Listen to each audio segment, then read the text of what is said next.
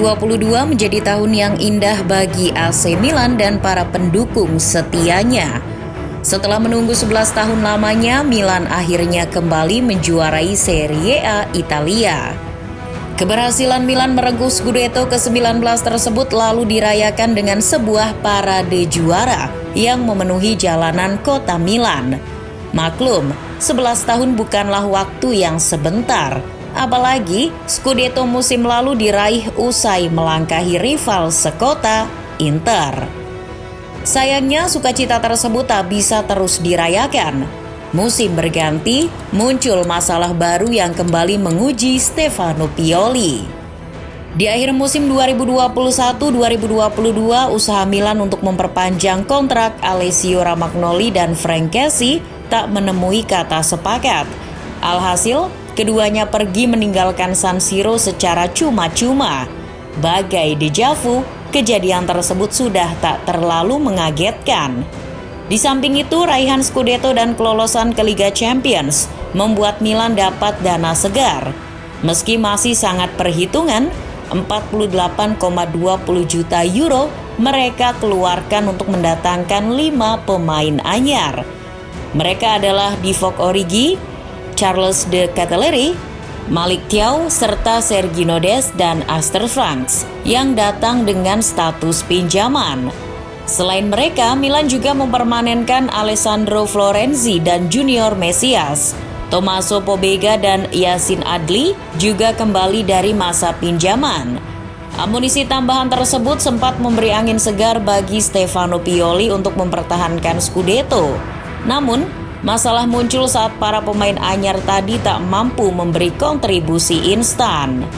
Origi dan De Ketelaere yang diharapkan akan mampu mempertajam lini depan justru tampil melempem.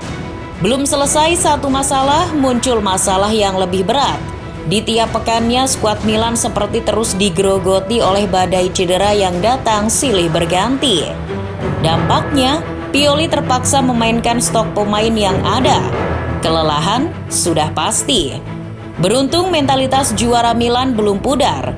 Dengan skuad apa adanya, mereka berhasil mengakhiri tahun 2022 dengan finish di posisi kedua klasemen Serie A. Rossoneri juga berhasil lolos ke babak 16 besar Liga Champions. Pencapaian tersebut jelas didapat dengan susah payah.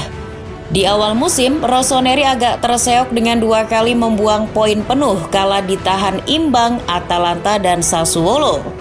Davide Calabria dan kolega kemudian menelan kekalahan pertama mereka musim ini kala takluk 1-2 dari Napoli di San Siro. Sebuah kekalahan yang masuk di akal mengingat betapa ganasnya I Partenope musim ini. Namun tidak dengan kekalahan di kandang Torino di Giornata 12 dan hasil 0-0 di kandang tim juru kunci Cremonese. Andai tidak membuang-buang poin, Milan sebenarnya bisa memangkas jarak dengan Napoli dan mengkudeta runner-up lebih cepat. Sebenarnya, pencapaian Milan di akhir tahun 2022 mirip dengan apa yang mereka capai di musim lalu. Patokannya adalah hasil setelah 15 pertandingan pertama Serie A. Musim lalu Milan meraih 35 poin, sedangkan musim ini meraih 33 poin. Pembedanya jumlah kemenangan, yakni 11 kemenangan berbanding 10 kemenangan. Perbedaan gol dan kebobolan juga tipis.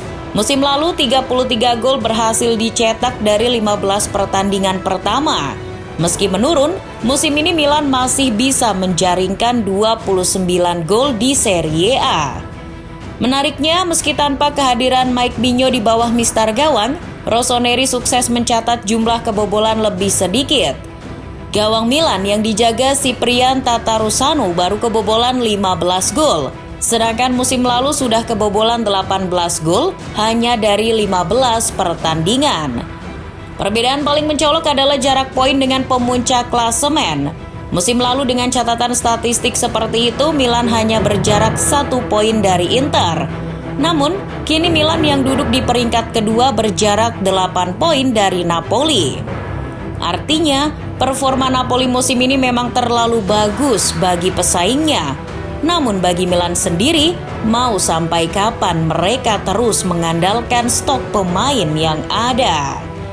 Apa yang dicapai Milan di awal musim ini sebenarnya modal yang bagus untuk mengarungi paruh kedua Serie A di tahun 2023. Apalagi jeda kompetisi datang di waktu yang tepat, khususnya bagi penggawa Milan yang jarang istirahat karena minimnya rotasi akibat berkurangnya stok pemain yang tergerus cedera. Di pekan terakhir Serie A sebelum jeda Piala Dunia, Milan punya 6 pemain yang tengah menepi. Mereka adalah Florenzi, Saelemaekers, Calabria, Mesias, Minho, dan Ibrahimovic. Waktu jeda tersebut bisa dipakai untuk memaksimalkan recovery. Selain itu, jeda Piala Dunia yang hadir di tengah kompetisi juga dipakai Stefano Pioli untuk memantapkan persiapan jelang restart Serie A. Milan sudah memulai pertandingan uji coba pada 8 Desember 2022 dengan kemenangan 2-0 atas klub Serie D, Lumezzane. Setelah itu, Milan mengikuti turnamen Dubai Super Cup. Mulai dari sinilah kelemahan dan kekurangan Milan terekspos. Menghadapi lawan sepadan, yakni Arsenal dan Liverpool, Milan tumbang dengan skor 2-1 dan 4-1.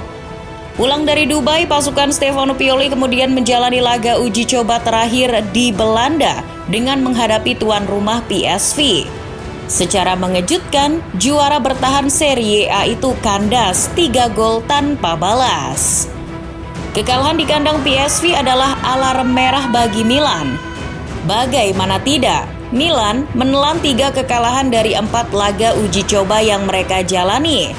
Ini membuktikan kalau tanpa Theo Hernandez, Rafael Leao, dan Oliver Giroud, pertahanan Milan keropos, sementara lini serang jadi tumpul. Kondisi tersebut kemudian diperparah dengan munculnya sebuah masalah. Bukannya hadiah Natal atau Tahun Baru, sebuah masalah lama membuat AC Milan harus menyambut Tahun Baru 2023 ini dengan kecemasan. Masalah tersebut adalah kembali cederanya penggawa Milan. Sepulang dari Belanda, Ante Rebic divonis cedera aduktor paha kiri. Sementara Fode Ballo-Touré mengalami dislokasi bahu yang membuatnya naik meja operasi. Sebelumnya Divock Origi sudah lebih dulu menepi karena cedera otot. Sementara kiper Mike Minho yang diprediksi comeback di bulan Januari ini ternyata juga harus menepi lebih lama lagi. Minho bahkan diprediksi akan melewatkan laga Supercoppa Italia dan leg pertama babak 16 besar UCL kontra Tottenham. Situasi darurat itu membuat rencana Milan di bursa transfer Januari ini berubah. Tadinya, Milan baru akan belanja pemain jika Bakayoko terjual. Milan juga berencana meminjamkan Marco Lazetic dan Yacine Adli ke klub lain. Memang, take over Milan dari Elliott Management ke Redbird Capital Partners beberapa bulan lalu tidak mengubah kebijakan transfer Milan. Il Diavolo Rosso tetap perhitungan dan berusaha belanja seminimal mungkin. Akan tetapi kondisi darurat yang tengah terjadi membuat manajemen Milan tergoda untuk belanja pemain baru. Perpanjangan kontrak Bennacer dan Leao tetap jadi prioritas. Namun di samping itu, Milan tengah berusaha mendatangkan kiper baru di Januari ini. Penyebabnya adalah penampilan kurang meyakinkan duo kiper gaek mereka, Ciprian Tatarusanu dan Antonio Mirante. Milan sejatinya baru membeli Davis Vazquez dari klub Paraguay, Guarani. Namun kiper 24 tahun itu kabarnya baru akan berseragam Milan di musim panas nanti. Milan kini tengah menggoda Atalanta untuk melepas Marco Sportiello di bulan Januari. Tadinya, Rossoneri baru akan membeli Sportiello saat kontraknya habis di akhir musim. Sementara menurut laporan Gianluca Di Marzio, Milan juga tengah menjajaki untuk meminjam kiper ketiga PSG, Sergio Rico. Selain itu, cederanya Origi dan Rebic yang membuat stok penyerang Milan tinggal Giroud seorang, membuat Lazetic dan Adli dikabarkan tak jadi dilepas. Charles De Ketelaere yang belum menunjukkan kualitasnya kabarnya juga akan dicoba sebagai false nine. Jika kondisi makin mendesak, Milan dirumorkan siap mengeluarkan uang untuk membeli striker baru. Namun jangan harap harganya mahal ya. Serangkaian masalah ini telah membuat AC Milan memulai tahun 2023 dengan kondisi kurang ideal. Jelang lawatan mereka ke kandang Salernitana di Giornata 16, Milan masih tanpa Florenzi, Ibrahimovic, Rebic, Origi, Balotore, dan Minho. Beruntungnya, Saelemaekers, Junior Mesias, dan Kapten Davide Calabria sudah pulih dari cedera. Theo, Giroud, dan Leao juga telah kembali. Terbukti kehadiran mereka sangat mengubah Milan. Meski banyak buang-buang peluang, Rossoneri sukses mengandaskan Salernitana dengan skor 2-1. Di laga tersebut, Rafael Leao jadi pencetak gol pertama. Menariknya, dalam 3 tahun terakhir Leao selalu jadi pencetak gol pertama Milan di awal tahun. Akan tetapi, sekali lagi, mau sampai kapan Milan terus mengandalkan muka-muka lama mereka?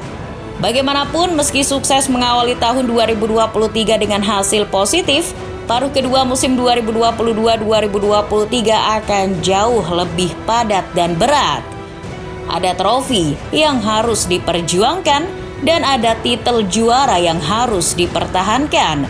Jika Milan tak bisa menyelesaikan masalah lamanya, bukan tak mungkin trofi Scudetto bisa lepas dari genggaman.